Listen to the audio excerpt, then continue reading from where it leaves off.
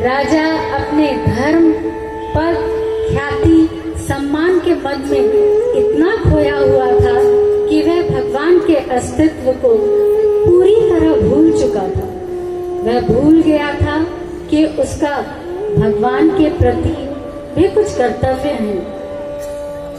एक दिन उसके दरबार में एक साधु आया।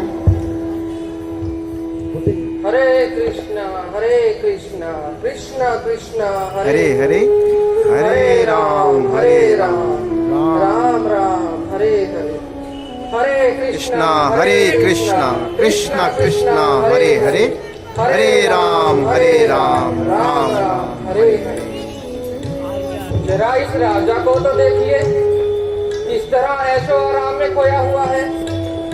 इसे किसी बात की सुध ही नहीं। इसे लगता है जैसे इसकी सारी चीजें हमेशा के लिए रहने वाली है और इसकी जवानी भी जैसे हमेशा के लिए रहेगी। मैंने इसे बहुत समझाया, ईश्वर भक्ति की बातें बताई, लेकिन यह मूर्ख कुछ भी नहीं समझा। वैसे एक वास्तविक साधु का कर्तव्य क्या है? साधु किसी के घर कुछ लेने नहीं बल्कि बहुत कुछ देने जाता है। लोगों को सही मार्ग दिखाना ही साधु का कर्तव्य है। मेरा कर्तव्य भी इस राजा को सही मार्ग दिखाना है, जिससे मैं इसे नरक जाने से बचा सकूं। अरे साधु, आप खड़े क्यों हैं? आइए हमारे सिंहासन पर विराजिए। लाइए, हम आपके चरण धो देते हैं। हे राजन, तुम मेरे चरण स्पर्श करते हो, बहुत सारा धन दान में देते हो, लेकिन जब भी मैं तुमसे ईश्वर भक्ति की बातें करता हूँ तुम उसमें तनिक भी रुचि नहीं लेते। अरे महात्मा, हमारे पास समय का बहुत अभाव है। एक और हमारी प्रजा, दूसरी ओर हमारी रानियां, पुत्र पुत्रियां। हमारे पास समय ही कहाँ है कि हम आपसे प्रवचन सुने और भगवान को याद करें। और हमारा साम्राज्य, हमारा धन दौलत खजाना इतना भरा पूरा है कि हमें भगवान को याद करने की आवश्यकता ही क्या है। राजन, अब मैं आपको कैसे समझाऊं? अच्छा, मेरा आपसे एक निवेदन है, क्या आप उसे पूरा करेंगे? अवश्य, हम आपकी इच्छा अवश्य पूरी करेंगे। कहिए साधु, आपको क्या चाहिए? स्त्री, धन दौलत या हमारे साम्राज्य का कोई हिस्सा? हे राजन, इन सब की आवश्यकता आपको है, मुझे इन सब के प्रति कोई आसक्ति नहीं। मेरा आपसे एक आवेदन है। हाँ, कहिए। राजन, आप अपने आदमियों को अपने राज्य में भेजकर अपने साम्राज्य का सबसे बड़े महामूर्ख को ढूंढ कर लाने को कहिए, और जब वह मिल जाए तो उसे यह छड़ी दे दीजिएगा और उसे इस प्रदेश में भ्रमण करने को कहिएगा। और हाँ, उसे वेतन देना मत भूलिएगा।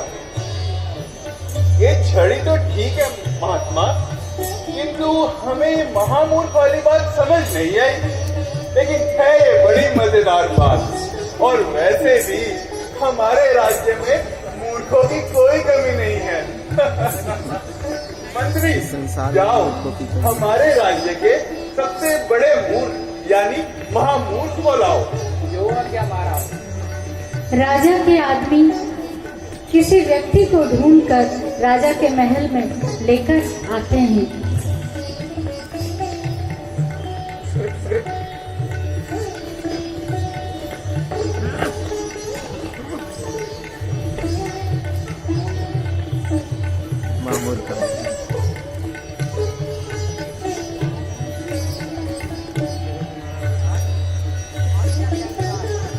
हमारे राज्य का सबसे बड़ा मूर्ख आपके सामने आज उपस्थित है। तो ये है वो महामूर्ख? अच्छा है। लेकिन मंत्री, आपको कैसे पता कि यही महामूर्ख है?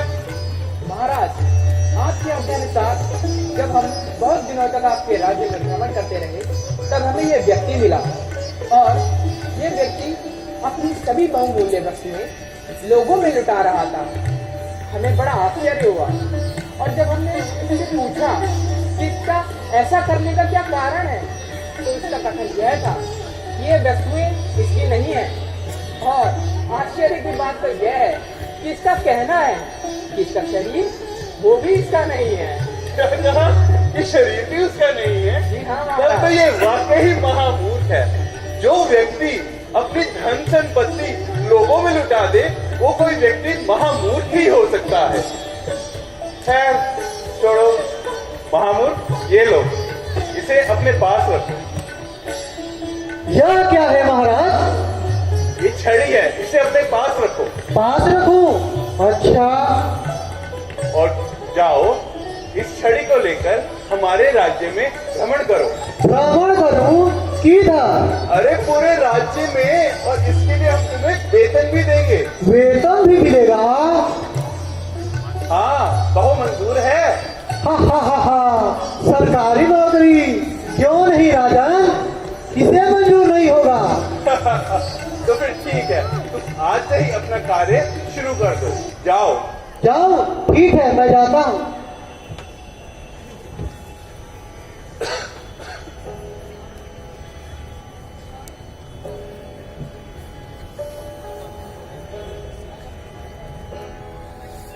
हेलो। और इस तरह महामूर्ख राज्य भ्रमण करने लगा। कई साल बीत गए और अब राजा बूढ़ा हो चुका था। उसकी अंतिम सांसें चल रही थी। उसकी रानियां, पुत्र पुत्रियां, मंत्री, नौकर चाकर, रिश्तेदार सब वहां मौजूद थे।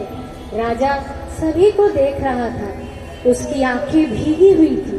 उसे पता चल चुका था उसकी मृत्यु निकट है और वो शीघ्र ही इस दुनिया से विदा हो जाएगा। देखो, मैं तुम सबों से तो मिल चुका हूँ, किंतु एक व्यक्ति रह गया है जिसे मैं मिलना चाहता हूँ, और वो है महामूर्ख मंत्री। महामूर्ख को बुलाओ। जो आज्ञा महाराज।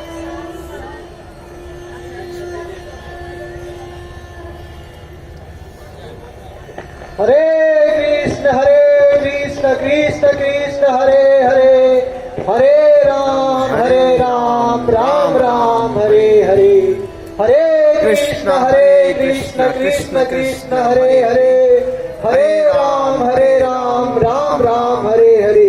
प्रणाम महाराज, आपने मुझे याद किया? हाँ महामूर्ख, मैंने ही तुम्हें बुलाया। देखो महामूर्ख, अब मैं बहुत दूर जा रहा हूँ। बहुत दूर जा रहे हैं? हाँ, बहुत दूर। सोचा एक बार आपसे तुमसे मिलता जाऊं। बहुत दूर बोले तो कितनी दूर महाराज?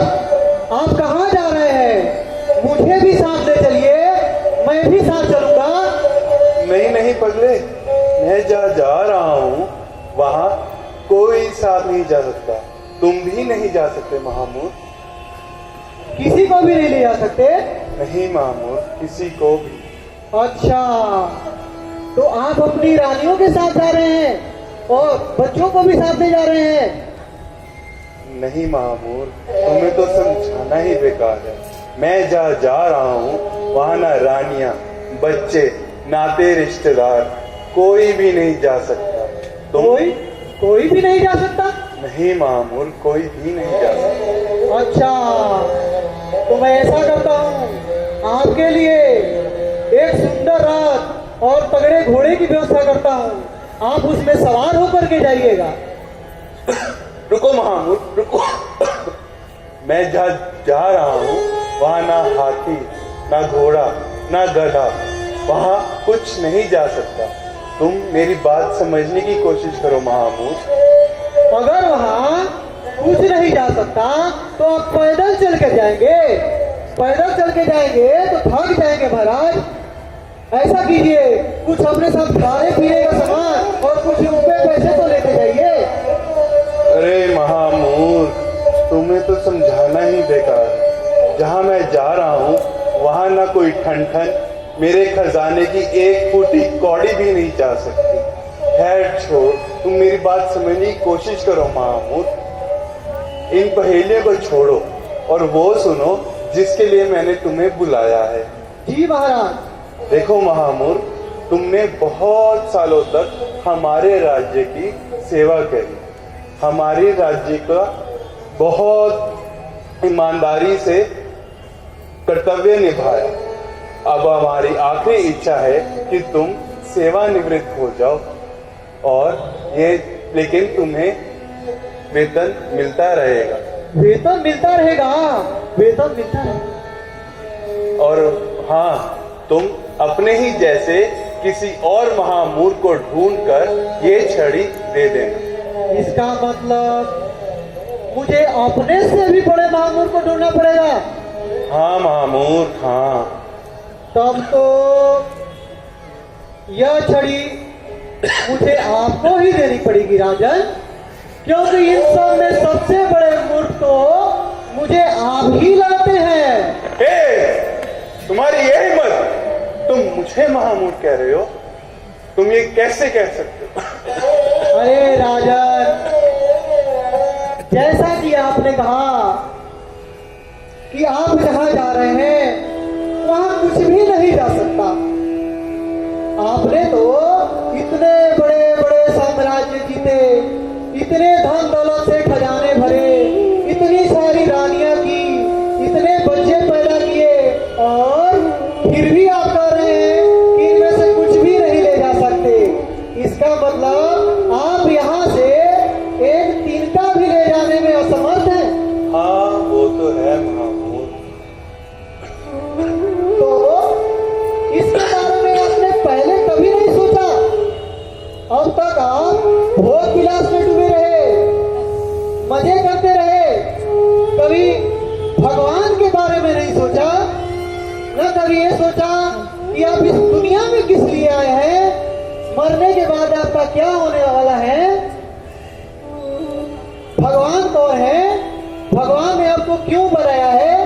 सारा जीवन इतने मस्त और व्यस्त रहे कि भगवान के बारे में सोचने जानने का समय ही नहीं मिला, और अब जो ये सारी धन संपत्ति अपने लोग जिसे आप अपना कर रहे हैं उनमें से किसी को भी साथ नहीं ले जा सकते, तो क्या लाभ हुआ आपको? इतने दिव्य बातें करने वाला व्यक्ति कोई महामूर्ख तो नहीं हो सकता। तो तुम महामूर्ख नहीं हो? तुम अपनी वास्तविकता बताओ, आखिर कौन हो तुम? जी महाराज, मैं मुनि दिव्य साधु का शिष्य हूँ, जिन्होंने मुझे आपके पास भेजा जब उन्होंने देखा कि आपका भगवत भक्ति में थोड़ी भी रुचि नहीं है और इसके लिए आप थोड़ा भी समय नहीं दे पा रहे हैं, तो उन्होंने यह वेश धारण कर मुझे आपके पास भेजा। ओ, तो वो महात्मा धन दौलत अथवा और कुछ नहीं चाहते थे। वो तो उनका मेरे प्रति प्रेम था, जिन्होंने तुम्हें मेरे पास भेजा और तुम्हारा जीवन मेरे लिए अर्पित किया। धन्य हो तुम महामूर्ख और धन्य है वो महापुरुष। किंतु आखिरी समय में मेरा एक प्रश्न है, क्या मैं अंतिम घड़ी में अपनी कुछ कर सकता हूँ? क्यों नहीं राजन, जब जागे तभी सवेरा। अब आप अपने मन से सारी चिंताएं दूर कर दीजिए और अपना मन भगवान के चरणों में लगाइए, उनसे निरंतर प्रार्थना कीजिए। भगवान की भक्ति, भगवान से प्रेम, भगवान को पाना, यही हमारा जीवन का लक्ष्य होना चाहिए। भगवान की भक्ति कर भगवान के धाम को जाना, यही हमारा सुनिश्चित धर्म होना चाहिए। तुम सही कह रहे हो महामूर्ख, और मेरा अशांत हृदय अब शांत हो रहा है। ऐसा लग रहा है जैसे कितने समय से मेरी आत्मा इसी के लिए प्यासी, और अब मुझे मृत्यु का भी डर नहीं लग रहा। जब भक्ति का बीज डल जाए तो मृत्यु का भय अपने आप समाप्त हो जाता है। राजन, कहिए हरे कृष्ण कृष्ण कृष्ण हरे